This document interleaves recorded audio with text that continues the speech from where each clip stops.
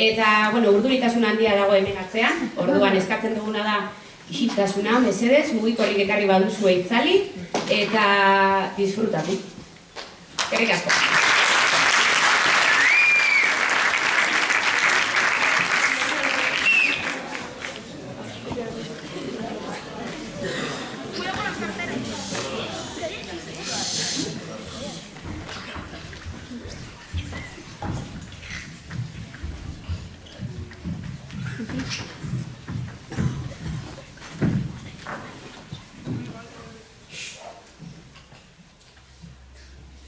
Huilamaia patxa, duela 9.000 urte, paleolitoa. Gizakiak naturan zeuden baliabideak erabiliz bizi zen, ehiza eta bilketa. Talde txikietan bizi ziren eta nomadak ziren. Talde txikiak zirenez gero, denek denetarik egiten zuten. Ehizatu, fruituak bildu, harriak landu, larruak prestatu, bizirauteko elkarren beharra zuten.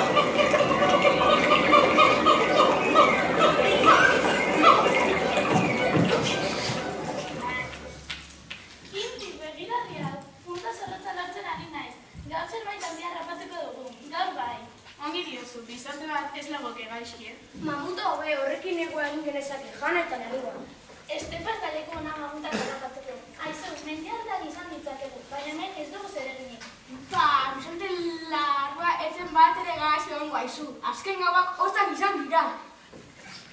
Tira, lan banaketa, nik zuok prestatuko dut, eta guari, zuk bizten dituzun hasta horiek erabiliko ditugu janari horretzeko. Bai, oraintxe ekarriko ditut gehiago, baina gero eragutsiko aldia zezua bizten, atzo ere ez nuen asmatu eta. Lasai, dena gaude elkarren gandik ikasteko hemen. Ni gaur ez noa egitera. Guari, hostuak bildu bitartez, nik baso frutuak bilduko ditut. Horrela, eixa, sorte erik ez badago, bentzat zoze dukiko dugu, ahora eramateko. Ixo, entzun. Oreinak! Errekau bat egongo dira, guazen azkar. Axulantza!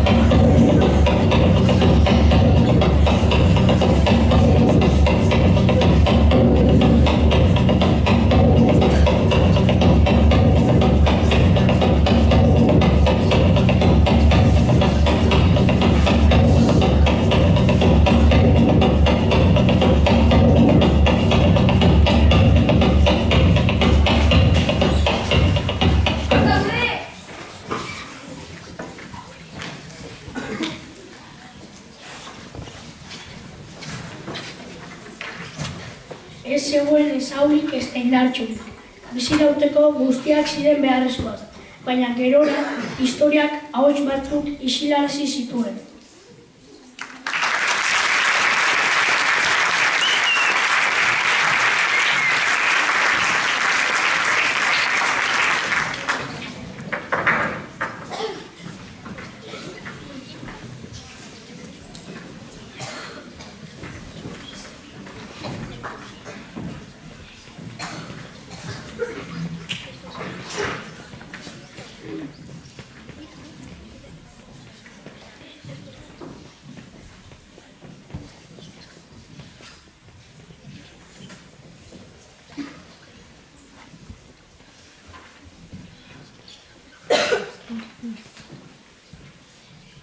Nork kontatu du historia?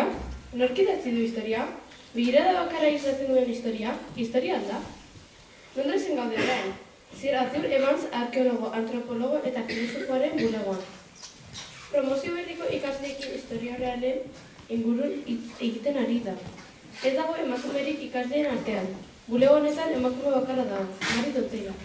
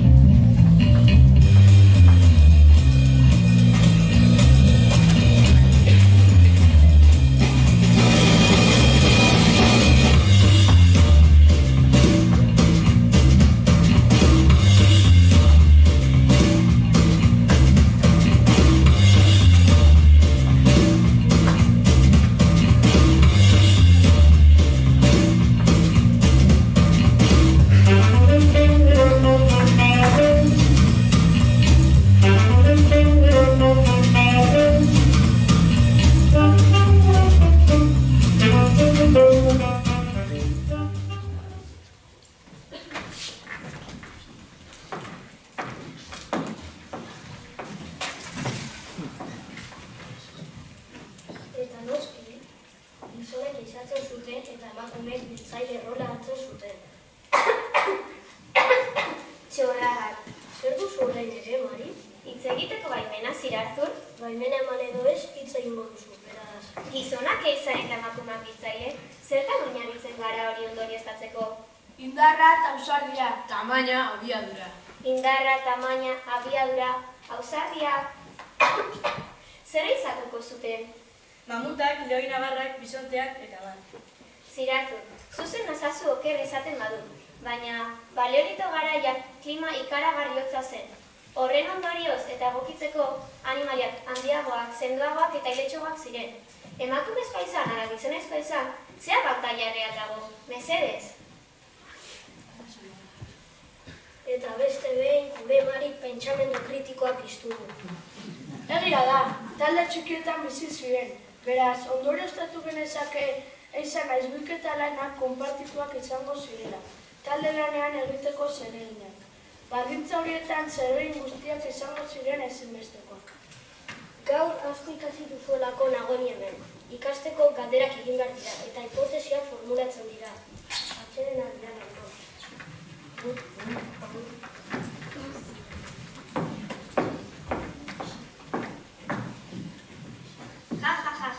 Gaur hauek ere, asko dute ikasteko hartu. Bai, gaur ere ikuspuntu bikaina txertatu duzu eztabaida. Mila esker, Mari.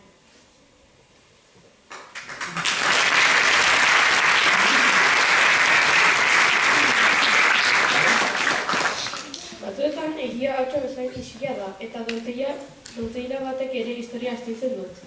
Pentsamendu kritikoa.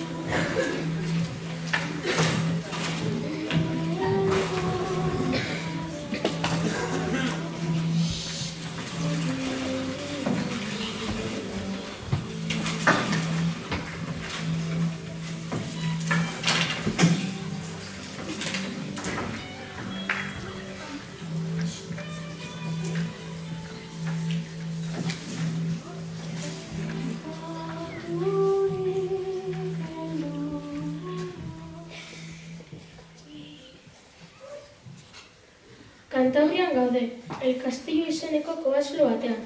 Duela 40.000 urteko eskumarkak daude bertan. Eta zientzialariak diote esku horietako asko emakumeenak direla. Labarra artea ere aztertu beharreko gaia da.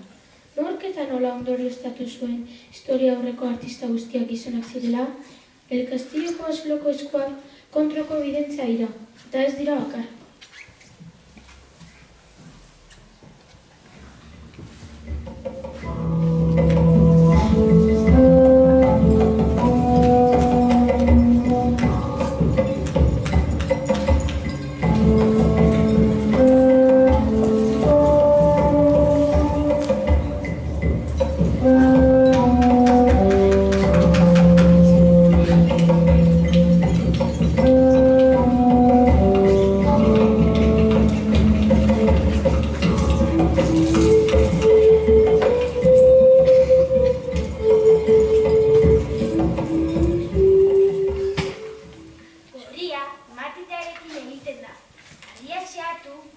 animalien koipearekin nahastu eta gero utz egiten diogu armari. Kolorea orduan geratzen da, gure eskuaren itzala bestela. Baina, zergaitu pronozitu gure eskuak? Ez aldo eizara joatea edo frutua biltzea? Ez azteko nor garen, ez azteko hemen gaudela. Agian, norbaitek, gure eskumarkak ikusi eta galetuko du. Nortzuk izan ziren hauek? Atzo, haranean, orain bat ikusi genuen. Ederra zen. Ur jauzia hemen gertu dago eta animaliak zari joaten dira ura eratera. Horregatik gelditu gara hemen, ezta? Nekatuta nago. Beti alde batetik bestera janariaren bila. Bai, hemen ura dago, haragia eta babesa. Negua gogorra izango da, baina hemen ondo molda gaitezke.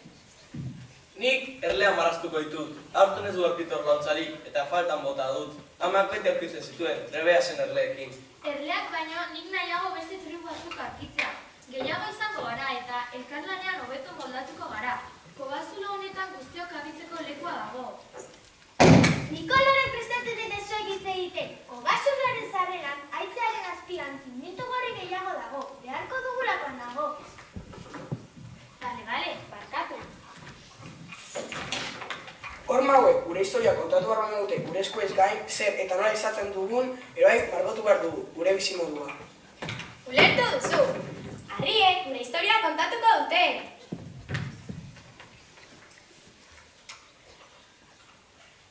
Bai, nik zuen margotuko du. Eta gure tribua haren inguruan. Nik orain marraztuko ditut. Edo bizortea, edo bia. Nahiko artista ikusten dut hemen. Niko bezua piztu, gau altzean hotz egingo du eta...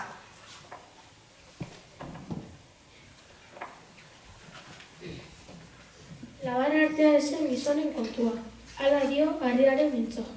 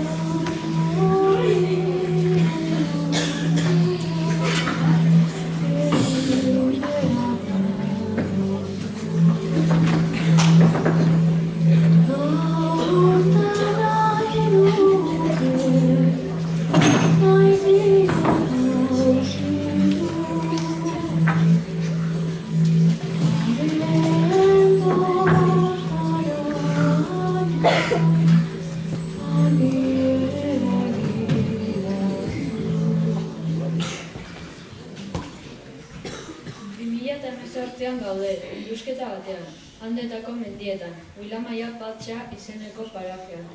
Lurzarra astintzen ari dira arkeologoak.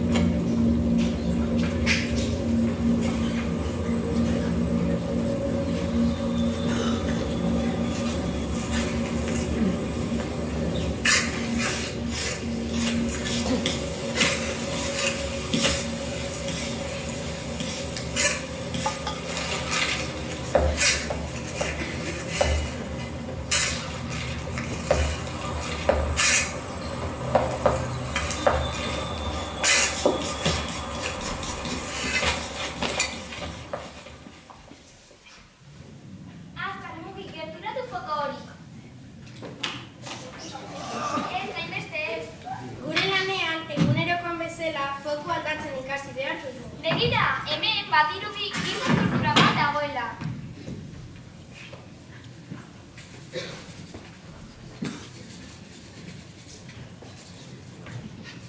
Bat ez, hemen bi jobe daude.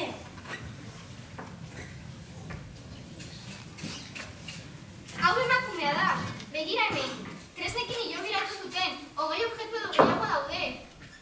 Utziko, bai.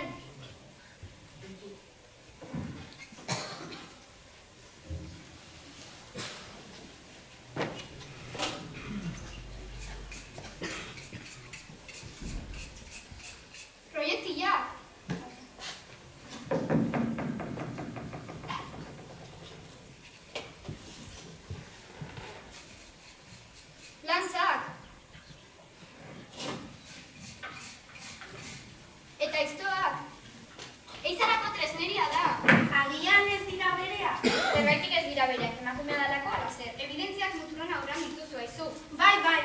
Aurkikuntza honek hautsak hartuko ditu gure lankide askoren artean. Gure lana aztarna jaso, erregistratu eta aztertzea da. Aurkikuntza hau postekoa da, ez kezkatzeko. Kezkatu behar direnak historia beraien erara kontatzen dutena dira, ez gu.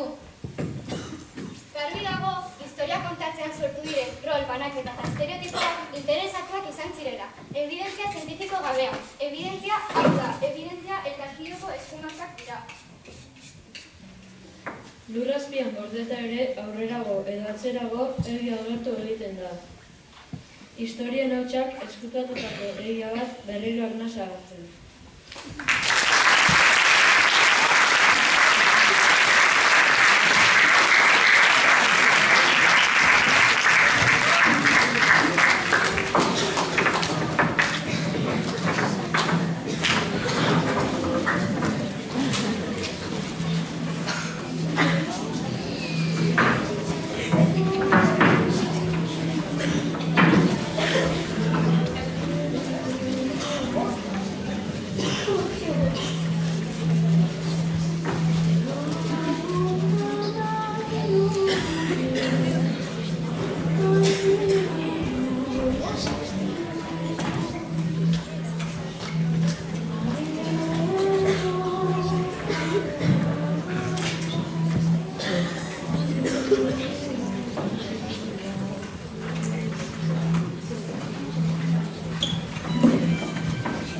Badi?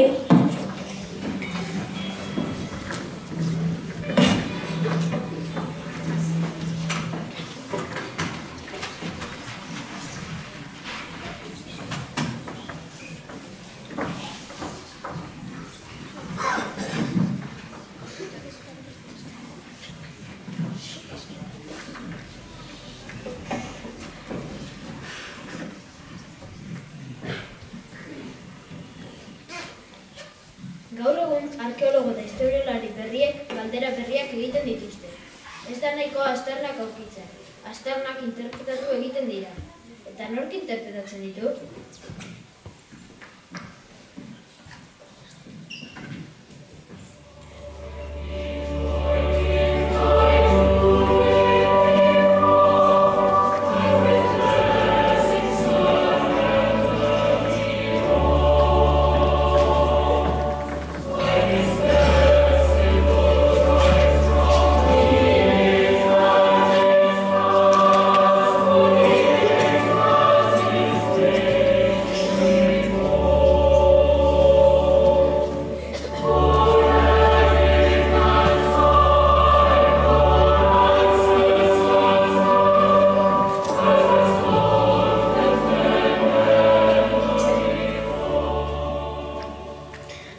Entzuten da, denak prest?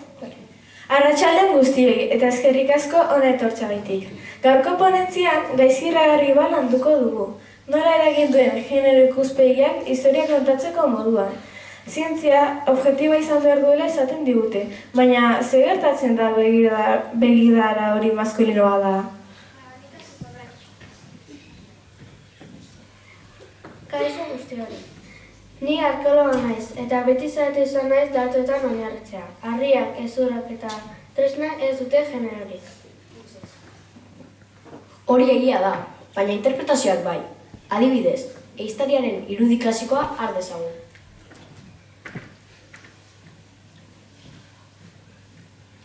Mila aldiz ikusi dugu hau, ezta? Gizonak ehizatzen eta emakumeak haurrak zaintzen. Baina azken urteetan aurkitu dira hiloi batzuk non emakumeak ehizatresnekin lurperatu zituzten. Horrek esan nahi du agian emakumeak ere ehiztariak zirela, baina hori ez diguten nahi irakatsi. Horiek ez aldera salbuespenak? Ez, araua bera da aldatzen ari dena. Zientzia ez da estatikoa, ikuspegi berriak behar ditu. Orain arteko kontakizunak gizonaren historia izan dira, ez gizateriaren historia. Oso ondo esan da, eta irudiek ere pisu handia dute, ezta? Bai, begiratu irudi hau. Urte askotan emakumearen ugalkortasunaren irudia zela esan da. Emakume ama gorputz zoilgiz aurrertuz, baina beste interpretazio batzuk ere badaude. Agian autoirudi bat zen, edo arte abstraktuaren lehen adierazpen bat. Zergatik hartu genuen beti Ama Jainkoz irakurketa hori? Gizonek interpretatu zutelako. Eta hori hizkuntzan gertatzen da. Ez hauda esaten historia liburutan. Gizonak zuaren aurkikuntza egin zuen. Gizonak nekazaritza garatu zuen. Eta emakumean non, desagertuta. Gizona esaten dutenean gizokia esan nahi dutela. Eta azkenean beti da gizonak eta gizonak. Ados, hori egia da, nik nahiun testu zaharretan hori erabili izan dut oharkadan. Ikuspegi feministak ez ditu ebidentzak aldatu behar, gure gaudeatea aldatu behar direnak. Hori da gakoa, galdera berriak egitea. Zergatik pentsatu emakumeak ezin zutela izatu, edo tresnak sortu.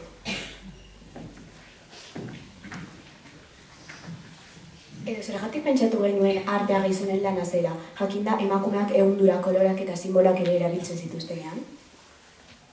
Eta horrela, ikusezinak izan dira. Historiak ez dion ahotsa eman. Androzentrismoa lagunak, eta horren aurrean, genero arkeologia ezinbestekoa. Eta hori da gaur hemen egoteko arrazoia, iragana ez aldatuko, baina nola kontatzen dugun bai. Arkeologia ez da neutroa, gizartearen izpilu da, eta izpilu hori garbitu behar dugu.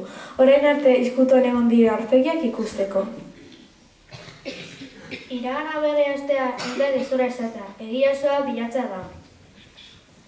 Eta hori da gaurko mezua, eskerrik asko guztioi eta gogoratu. Historiak ez ditu hautsa galtzen, baina askotan hauts batzuk ez dira entzunak izan.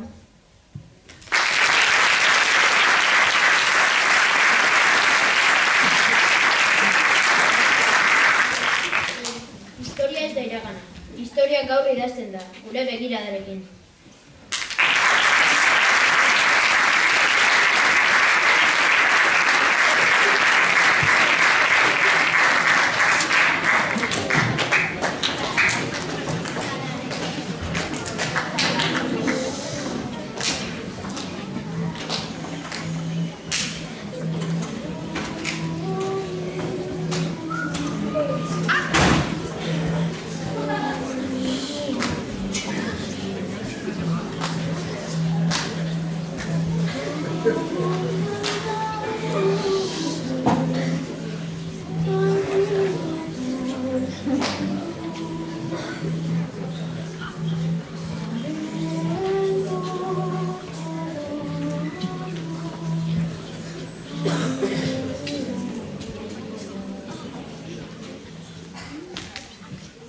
Zumaian gaude, DBH bateko ikasiak musika gelan gaude. Azaruaren 25-erako abesti berezia sortzen ari dira. Gaur, soin batean, historia berri bat hasten da. Ez liburuetan, ez sarrietan. Gure eta zuen ahotsetan baizik.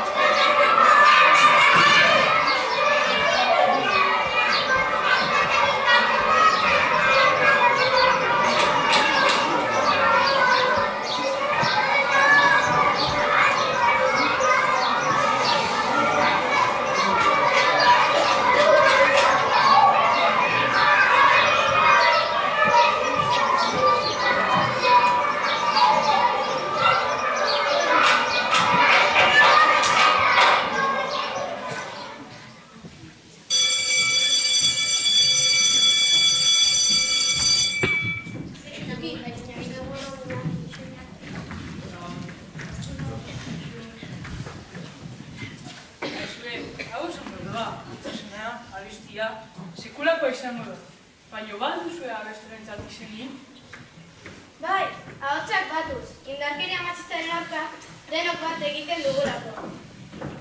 Triste ere bada, 2025an oraindik emakumeen aurkako indarkeria salatu behar ere. Bai, oso triste da. Hori da, gu gauzak aldatu nahi ditugu, baina gure hitzekin, ekintzekin eta musikarekin. Sartu hau abestia, eraso matxista kanpora, indartsua eta oiuk abesteko moduko. Eta nire dituko duke hau, emakumeak alduntzen gizartea sendotzen. Horrek erima polita dauka. Osondo, venga, guazen entxegu bat egitera. Pianoa prest, bateria prest, perkusioa prest. Bat, bi, 1, 2, 3, 4. Ahotsak badu soinu bat sortzen da isiltasuna, zentzen du lausatzen da. Ez gara isilduko ez da gaude gure ahotsak dira indar berria. Emakumeak alduntzen gizartea zentrotzen indarkeriari gabe mundua eraikitzen. Ez dugu atzera pausorik emango bihotzak dira borrokaren bandera. Oso ondo.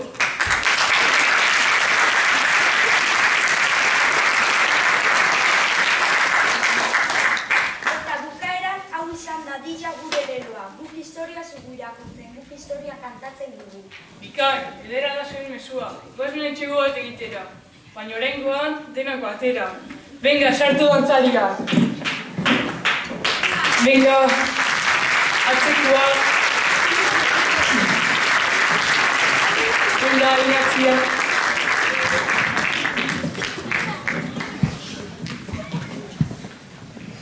Pianoa prest. Bateria prest. Bat, bi, isu, lau. Ahotsak badu bihotzak kantan, zenittasuna gure kantan. Ez gara isilduko ez gaude geldirik, gure hotzak dira mundu berria. Ahotsak,